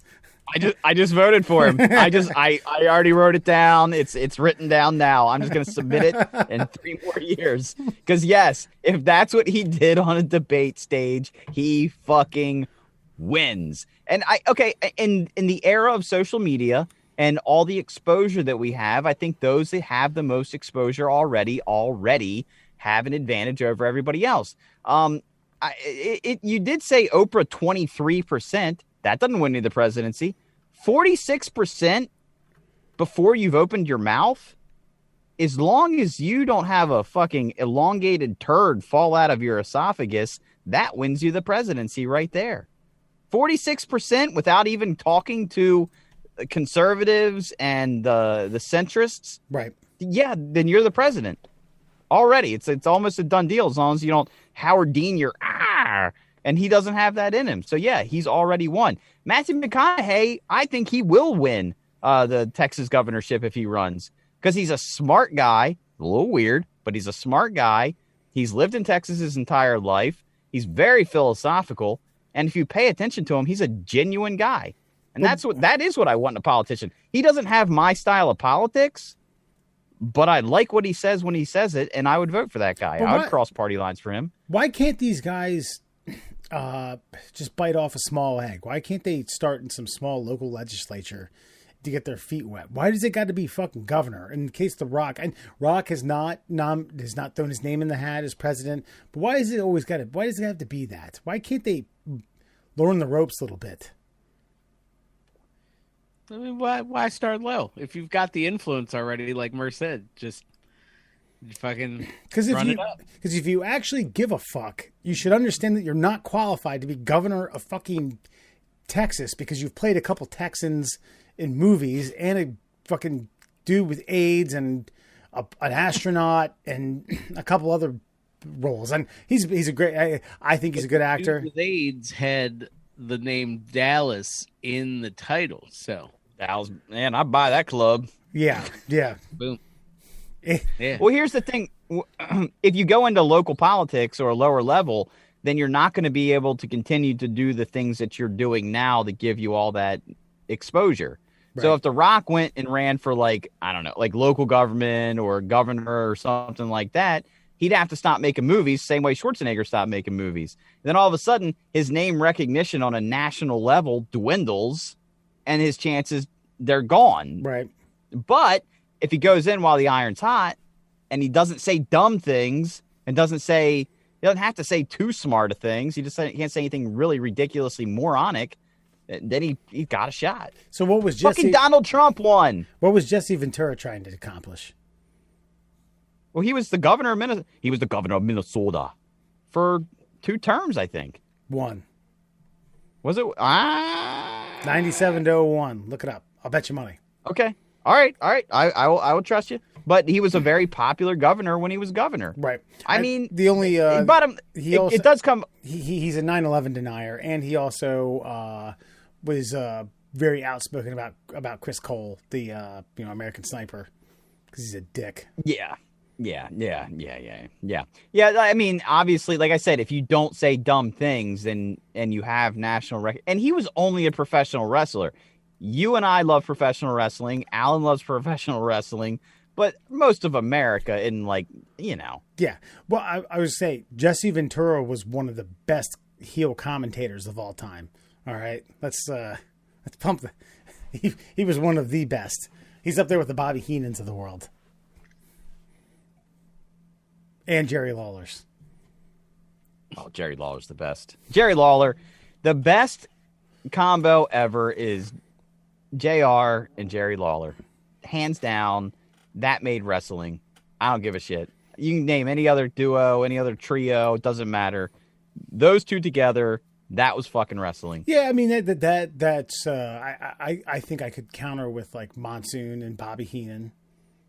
And you'd be wrong. Yeah. I agree. Sorry. JR, JR, think about how enthusiastic Jim Ross was that he could not move a single fucking muscle in his face and had the most enthusiastic calls of all time. Yeah. In any sport, professional wrestling, fake sport or not. Oh my God, he's dead. He killed him. He just killed him. Oh my God. He had a fucking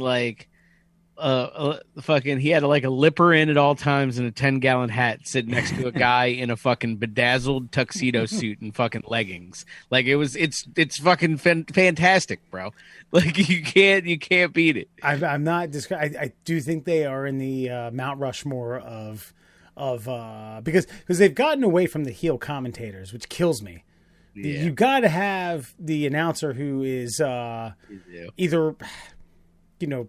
right, calls it as they see it, but probably doesn't like all the cheating. Then you have the color commentator who promotes cheating and who promotes cheating. Yeah, and I'm saying Jerry Lawler, Bobby Heenan, Jesse Ventura. That's the top three of heel color commentators. Bad was Bradshaw. Bradshaw was good. Bradshaw. Yeah, he wasn't bad. Okay. He was a good stand-in for Lawler. Yeah, I think Taz was pretty good. He was annoying though. Yeah. Kind of like meathead at the gym who's like has quirky, witty things to say, but knows he could beat your ass if he had to, right. So you can't disagree with him. Have we brought this up before where they had a King of the Ring here in Baltimore in the mid-90s, and it was Gorilla Monsoon and Randy Savage when he was recovering from an injury, and they got into a little bit of commentary, and they had Art Donovan as a special guest commentator. Have we talked about this on the podcast? No. Yeah. So it's King of the Ring tournament style, and then Art Donovan just keeps asking how much guys weigh. Oh, Brett, how much does that guy weigh? Oh, Yokozuna is about 500 pounds. Oh, God, he's going to kill the other guy. Nobody let Art know that it wasn't real. That's it. And he says, like, yeah, he keeps asking Gorilla Monsoon, like, you used to enjoy this? You used to think this was fun? It was the best. How much does that guy weigh? Look it up. King of the Ring, like 94. Randy Savage keeps like, Art, yeah, it's 240 pounds. Yeah. All right. Before we get into our Fun Fact Friday, I want to point out that this is something that we had promoted earlier upon the death of Alex Trebek. We were trying to figure out who was going to take over as host of Jeopardy. I've seen that Aaron Rodgers will do it for Celebrity. I saw that Ryan Seacrest was doing it today. There's been a few others, but after a petition of 246,000 signatures, my guy, I don't know if you guys promoted it, Reading Rainbow's own LeVar Burton will host Jeopardy. Doesn't say how long, but kind of indefinite. But man, I think he gets a week at the end of July. Yeah. Do you think this is the trial period? Do you think this is just like hey, you get a week to wow everyone? Because man, I'm legitimately thoroughly excited that this is the case. They even did. LeVar put out a Twitter photo that. His modeling photo. He is the Black Colonel Sanders.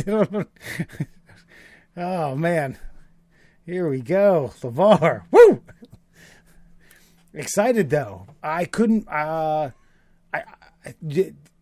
Typically, these type of things, when I either predict them or want them or request them, they don't come to fruition. But damn, are you guys as excited as I am about Reading Rainbow coming to Jeopardy? I am more excited than I should be. Mm-hmm. Yeah. No, 100%. I think we can stop now. Just give him the job. Like, yeah. I don't even need to see him do it. Just give it to him. Because look, none of the other people has worked. You know who didn't work? Ken Jennings. I don't care how many times that motherfucker won it. Yeah, not a fan. He did a decent job. He just doesn't have like he doesn't have the pizzazz that you need. And neither does Aaron Rodgers. Aaron Rodgers did a great job, too. Doesn't have the pizzazz. The one who's done the best job so far is the one nobody knows, and that's the current producer that's been producing it for like the last 15, 20 years. He did a great job, but he's not going to take it because he's already making like fucking 8 figures just fucking producing the damn thing. Other guest stars have included Mike Richards, Katie Couric, Dr. Oz, Aaron Rodgers, Anderson Cooper. Sorry, and I said someone else earlier. Bill Whitaker, Blossom. I always fuck her name up. Savannah Guthrie, Dr. Sanjay Gupta, George Stephanopoulos, Robin Roberts, David Faber, Joe Buck, and Ken Jennings.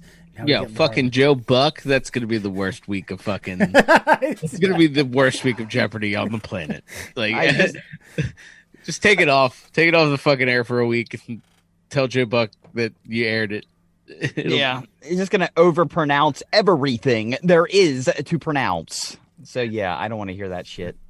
But we get okay. So this guy read to us when we and you, Murr, and people that are older than you were children, and we're adults now. We're well past adults. We're starting to get into middle age. We all have kids, and some of our kids have kids. Like, it's time for you to get back into our living room. Dude, LeVar Burton, I have to correct you here. He still reads to me, my friend, because LeVar Burton has had a podcast for like the last 8 years. LeVar Burton reads, and he reads me short fiction, both modern and classic, once a week for the last, I've been listening for the last 3 years, and he's amazing at it. Okay. Like, his diction is perfect. He even goes into different like colloquial dialects when the story calls for it. He's fucking perfect. He's Geordie LaForge. Yeah, he is. He is gonna. I think he's gonna he's gonna be the guy that just effortlessly dunks on nerds. Like, you're not even gonna tell sometimes, like Alex did. Be like, wait, did he just fucking Jones on that nerd? Yes, he did. Like, I had to look it up to make sure I was right. Yeah, that's the kind of performance I think you're gonna get out of fucking LeVar. If I were LeVar Burton, I would figure out a way to strategically promote this, because as much as I loathe woke culture, motherfucking Kunta Kinte doesn't get to host Jeopardy. Good luck. Good luck moving forward, Jeopardy. Yeah. Yeah.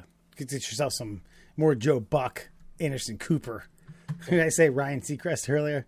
He's probably going to get to host it. Jack Wagon. Oh, well. That guy sucks. Who's that? Seacrest? Seacrest. Why? I'm not a big Seacrest guy. I respect Seacrest. I mean, yeah, because he's like, he's got his hand in everything. He makes mad money. So, yeah, I respect, but I just hate his face. Yeah, that's fair. Yeah, I don't like his face being on my television. Yeah. So, I'm going to vote no. Well, good luck to LeVar Burton. We'll keep our ear to the grindstone here at the Middle Classholes, and we'll promote you. Either way, Murr, it's that time of the week. That's right, my friends. It's officially time for 5 fun facts for your fucking ears, and it's being brought to you, of course, by the Shin Splints Recovery Group, growing internationally every stupid day. So if you're a pussy with any pain below your knee and above your ankles, make sure you go check out the Shin Splints Recovery Group online on Facebook, the Shin Splints Recovery Group. Let's get to it. 5 fun facts for you fuckers right now. We'll start with this one. Did you know camels' humps do not store water? They are mounds of fat that allow them to travel through the desert for days without having to eat. If they use up all their supply, the hump shrinks, falls to one side until they have rested and refueled. You want to know something? I did know that. I'm not shocked. I was aware of that. I was not. I was not aware, or at least I was never told about how, because they store water really well as well. I was never actually explained how they do that. Just something they've adapted to being desert dwellers. But the humps are it's more of a conservation of fat reserves. guess what? They aren't technically desert dwellers per se, because they've actually been. Here's your extra fun fact: the Middle Eastern countries that have camels actually imported all of them from Australia. Oh, they're Aussies? Still a very arid climate. Yeah, they're Aussies. Wow.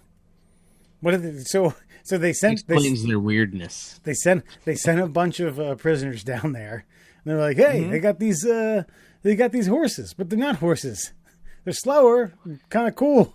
Oh shit! That's not a horse. That's a horse. They're like, we got these slow ass horses that fucking can walk around in 1,000,000-degree heat for like 3 days. Should we get some? Yeah, bring them all.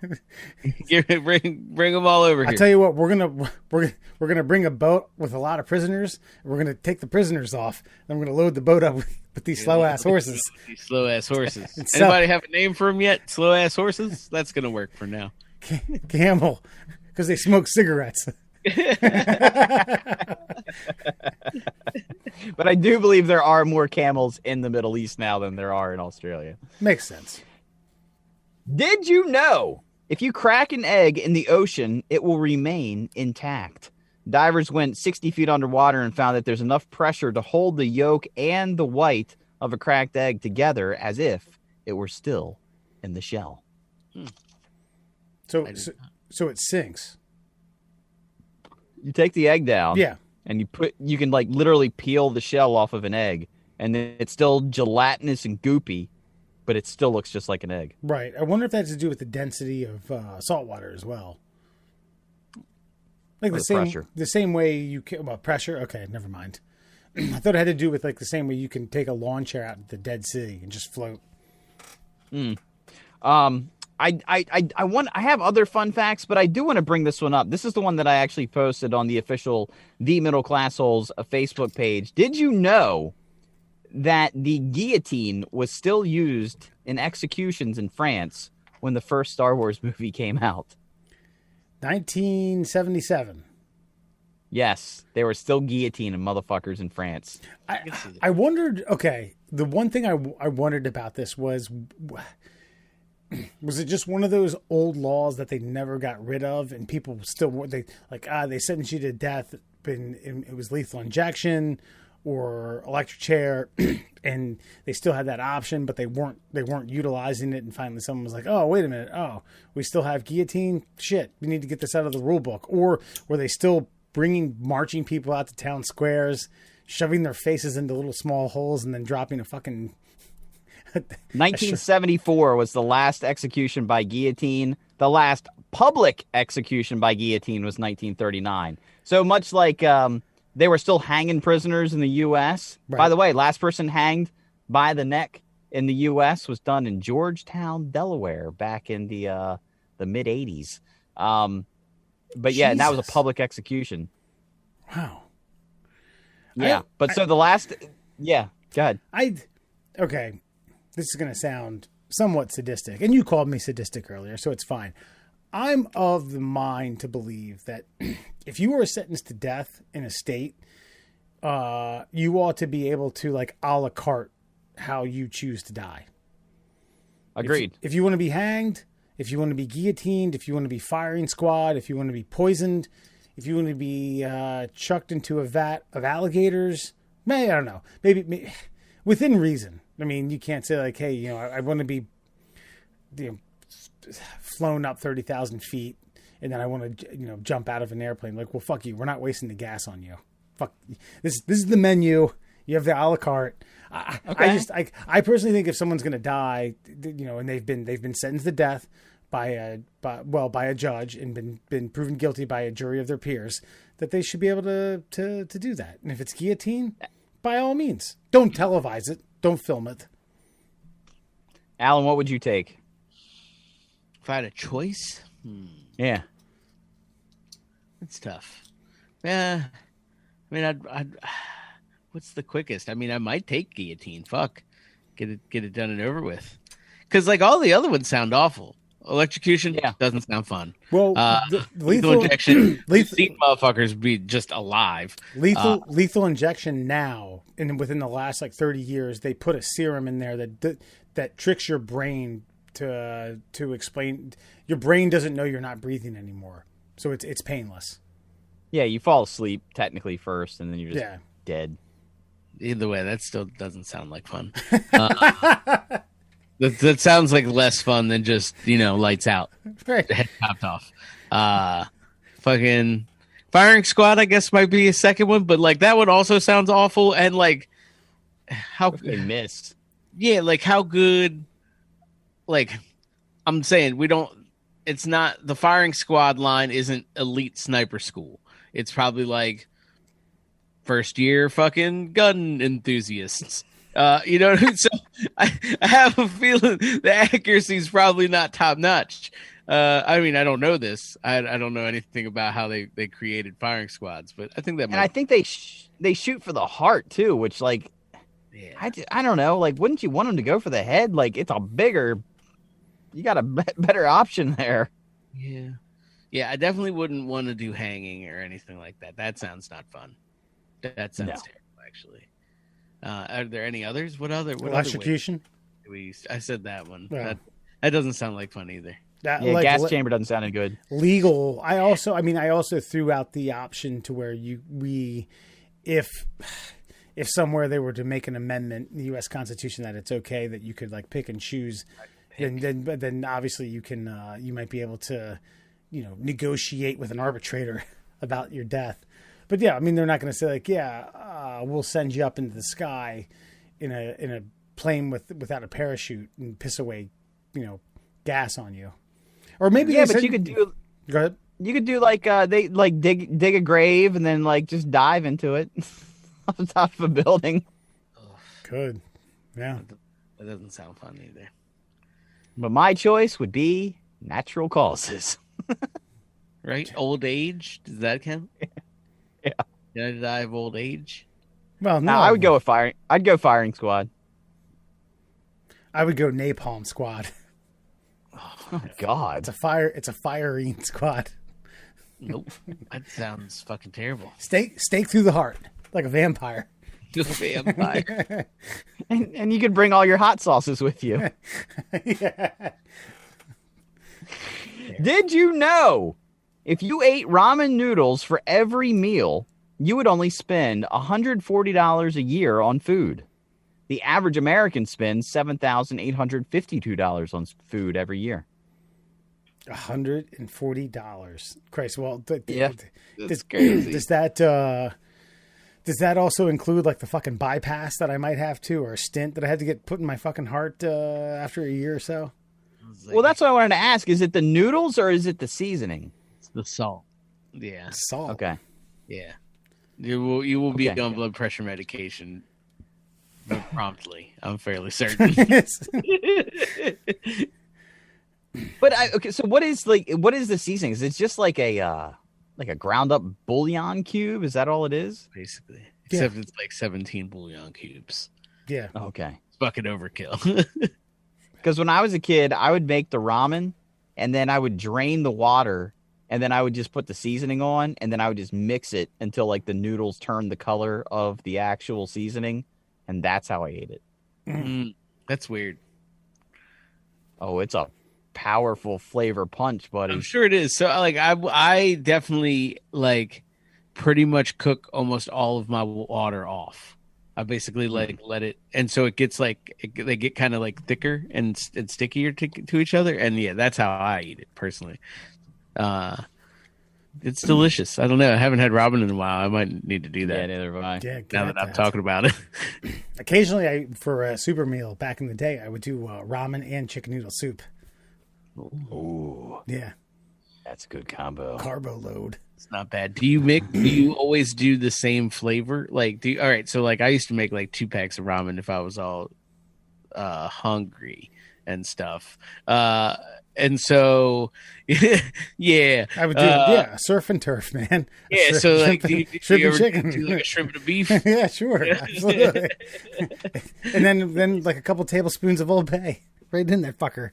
Get you like what? You get you one of them fancy ones, like a chili lime. Lime and a fucking chicken. Oh yeah, Good to go, baby. I actually believe that there is no difference in any of the ramen flavorings that you buy from the store. I think for your 10 cents, it's just a different package. Yeah. It's a different color and it's all salt. Right. It's like the M&Ms. I can taste the difference. And finally, did you know John Spinello, the inventor of the board game Operation, only made $500 off of his $40 million idea? When he couldn't afford a much-needed operation, his friends and fans helped raise funds so the man who created Operation could get an operation of his own. So did he not protect himself in a patent? Who owns the right to Operation? Milton Bradley, I Oh, believe. Zuzu say Milton Bradley, Hasbro. So what did one of them? What was the transfer? He created it, and that was it. He just got paid for his time. It seems to be that way. It's probably one of those things where like he was like a backup receptionist and he was doodling on a fucking piece of paper and the CEO was like, "Well, this is mine now. Get the fuck out of here, guy!" And like guys literally took him by his belt and threw him out the door, all like cartoony. Bobcat Goldthwait and Scrooged. Exactly. No, there's a lot of stories like that. The guys who invented Superman, same deal. They sold like the rights to DC Comics for like, pennies on the dollar, and then over the years, like, oh shit, what did we do? Same thing with the McDonald's brothers. The McDonald's brothers only made $1 million after taxes, clean and clear, a piece. So it was like a $2.7 million deal to Ray Kroc. And after taxes, they each got $1 million each. And that was it. No residuals, nothing else. That's it. And so he must have signed some nonsense deal like that. Always sign up for royalties, friends. There was when I was in like 8th grade, we read a story about the woman who invented whiteout, okay, and why she did it. And then I'm not going to remember. I mean, if you guys know the company it wasn't whiteout. They called it whiteout. It's like Q-tip, but it was like, whatever she had it. She didn't, she patented it. And then the company who now owns whiteout, any ideas? Papermate, probably. Yeah, perhaps. Okay, so they bought it for, at the time, in like the 50s for like $10 million. And then the teacher goes on to... Oh, Bic. Bic owns Bic, okay. So the teacher went on to say like how much money Bic made off of that. And she's like, does that seem fair? Should she have done that? And I remember I was like, yeah, I think so. I think she made out quite well. 10 million in the late 50s. Her grandchildren's grandchildren are okay if they spent the money wisely. And then she went on to mother Mike Naismith of the Monkees. Wow. Really? Yeah. Yeah. Talented bunch. Or maybe she squandered it all trying to fucking find her next whiteout. I know. Fucking yellow out. Legal pads. Every lawyer's gonna need it. But she couldn't ever match that legal pad hue, and she just squandered all of her money. Right. Who was the guy who stumbled across Ronnie and Run, Ronnie, Run? Who had all the... It's a nickel holder. I need to watch that, too. Yeah. Shit. And that, my friends, is your Fun Fact Friday, brought to you by the bullshit online group, the Shin Splints Recovery Group. We've all but told the group on their page that it's bullshit. We've told the sponsor, the stakeholders, the creators, and a few other members, and it doesn't seem to get much traction. I think we might. I'm okay with that. I want it to be until someone finally stumbles upon it. I'm not going to go and sabotage it explicitly. Yeah, just subliminally. I'm not going to go. Yeah, I mean they deserve this. The creators, deserve all the fanfare they receive off of their bullshit Alex Smith RoboCop leg photo that they use for their fucking cover page photo. Yeah, how many people like it now? I don't know. Well, I said if it likes more than it's pretty high. If it likes more than our page, I'm quitting. Although one of the page creators, his name will be unsaid, showed a picture of someone getting surgery the other day, like in post-op. Did you all? I don't follow the page. I don't give them the due diligence. Yeah, I did. So you saw that? Yeah. Yep. Yeah. I looked up the surgery because I was so angry about it. Yes, her ailment can cause like a shin splint-esque pain, but it doesn't have anything to do with actual shin splints, because shin splints are technically the fracturing of the shin bone, and that causes the pain. It is an anomaly that cannot be resolved by anything but rest. But what she had was like a fasciitis kind of situation. It's a ligament issue causing massive inflammation and pain along the shin bone. Right. But yes, we still have more followers than the Shin Splints Recovery Group, but they are closing in slowly. People don't like entertainment. Well, before we get to our shout-out / closeout, I would like to point out that, unfortunately, 2021 has brought us shitty news. Shock G, creator, lead singer, and pioneer of hip-hop group Digital Underground, has passed away. This gentleman, if you don't know, if the name Shock G or Digital Underground confuses you, this is the group that brought you world-famous #1 hip-hop hits like the Humpty Dance, Kiss Me and I'll Kiss You Back, and All Around the World, which was made famous by a really, really shitty movie called Nothing But Trouble. But We were just talking about that earlier. it's actually a great scene where they play that during the wedding reception, and they're leaving, and Chevy Chase is like, "Hey, no, leave!" And Shock G says, "That's all right, man. I was nervous on my wedding day too. Don't worry about it, bro." Oh man, My name is Humpty, pronounced with an Humpty. That's my best Digital Underground. I like it. That's pretty good.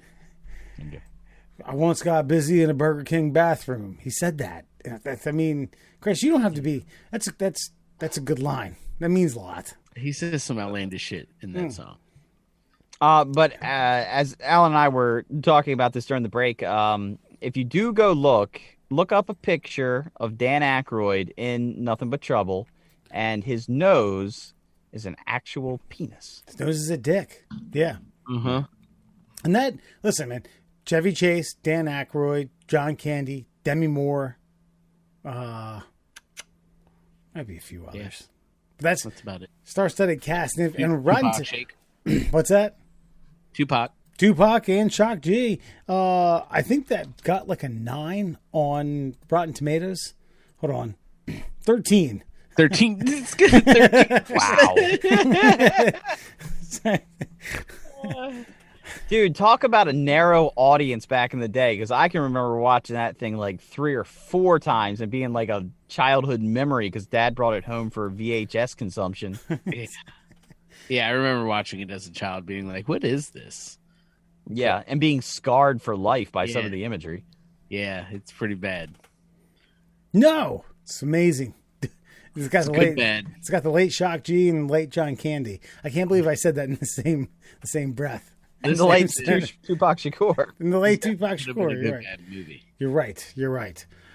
Oh, shit, folks. Well, let's get into the late wee hours here. We've gotten you 2 segments deep and a little bit past our bedtime. So, Alan, let the folks know where you can find us and where you can vote for us. On the internet is where you can find us. No, you can find us on all your favorite social media platforms. We are at MDL Classholes on Instagram and Twitter. We're the Middle Classholes on Facebook. And for your listening pleasure, you can catch us on Spotify, Google Podcasts, and Apple Podcasts as the Middle Classholes. That's right. And Murr is still absolutely convinced that that podcast name or title is why we get excluded from a lot of normal things, right? It is 100% why. I mean, hey. Thank you. I don't know if anyone's really tried to email us, but we might want to, if you want to throw that up on the screen instead of reading it. That is a direct result of the fact that our name is the Middle Classholes. Yeah, we need to come up with a new email address. I was thinking about this the other day. I've got some options that I will be messaging to you guys. But yeah, I think we should definitely, which sucks because that kind of fucks everything for, YouTube and all that stuff. But it would separate, it would divide, and it would make it easier. Yeah. Well, we did get a listener email. Oh, well, Did we? Yeah. Was it spam? Ow. It doesn't count if it's spam. No. It was not spam. Is it someone we know? Found our email address. It is someone we know. All right. Okay. Sorry, just right here. So, okay. Christ, It looks like he didn't want to read this. I don't particularly. I was going to let it slide. I was going to try to digest for next week, but it reads, "Dear Middle Class Holes, love the show. Listen when I can. Catch up nearly every week on the YouTube channel with all the bits that you guys do. The Facebook stuff is great. Appreciate everything that you guys do. I do have one minor complaint. It's that nearly every time something comes up that Murr doesn't agree with, he does this extremely obnoxious eye roll that just pisses me off to no end. Don't know what it is. I understand that he was involved in radio and has a very exuberant personality, but his eye roll needs to go. Thank you, love you, take care, XXX." Murr, listen, don't stop the eye roll. Don't stop. I was like, I wanted to get a screen capture to see if I could find this, or get like a collab, like a. There it is. It's a fair complaint. Yeah, sorry. You're gonna have to just cope with it. It is a physiological response to bullshit, and I don't think I'm going to be able to discontinue it. So I do apologize. I hope that my positives outweigh my negatives. Yeah, I think so. And I was on. Did I mention I was on the radio? Got a face for radio. I'm sure we did. I'm sure me and Alan do some funky stuff. No, but yeah, we got an email, and then you can find us at mdlclsholes@gmail.com. It's abbreviated middle classholes with no A at gmail.com. I love y'all. Have a good night. Good night, everybody.